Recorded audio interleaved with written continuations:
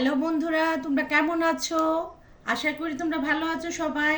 তুবার study room থেকে তোমাদের সবাইকে শুভেচ্ছা জানাচ্ছি। আশা করি তোমরা সবাই বাসায় মনোযোগ সহকারে পড়াশোনা করো, মা বাবাকে ডিস্টার্ব করো না, সবাই খুব মনোযোগ সহকারে নিজেরা পড়তে বসে যাও।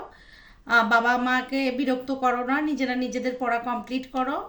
আমার ছোটো ভাই বন্ধু, ছোটো লিটল চিলড্রেনরা, ঠিক আছে? আমরা আজকে ইংলিশ ফর টুডে ক্লাস 2 এর একটি ছড়া রাইম আমরা আজকে আলোচনা করব, কবিতাটা ডিসকাস করব। সেটা হচ্ছে, কবিতাটার নাম হচ্ছে লিটল সিড।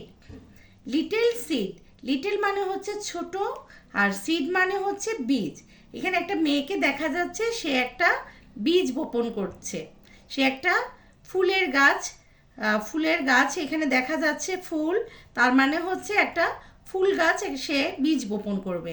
আমরা চলো এই মিষ্টি ছড়াটা আমরা একবার পড়ে ফেলি, তারপর তোমাদেরকে সংক্ষিপ্তভাবে আমি কবিতাটার বাংলা বলে দিব, ছড়াটার বাংলা বলে দিব। Little seed, I plant a little seed in the ground.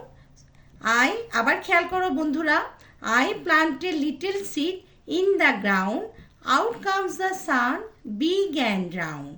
Down come the raindrops, soft and slow, up comes a flower, grow, grow, grow. তোমরা কি কবিতাটা বুঝছো? না বুঝলে আমি বাংলাটা আবার বলে দিচ্ছি কি বলছে এই কবিতাটার মধ্যে। I plant a little seed মানে আমি একটা বীজ বপন করেছি, ইন দ্য গ্রাউন্ড মাটিতে। আউট কামস দ্য সান, সূর্য বেরিয়ে আসে, বিগ অ্যান্ড রাউন্ড বিশাল এবং গোলাকার করে।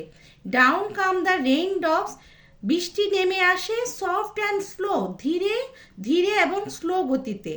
আপ কামস এ ফ্লাওয়ার, ফুল ফুটে, গ্রো গ্রো গ্রো, বড় হও বড় হও বড় হও। মেয়েটা একটা বীজ বপন করছে এবং সেটা হচ্ছে ফুলের গাছ।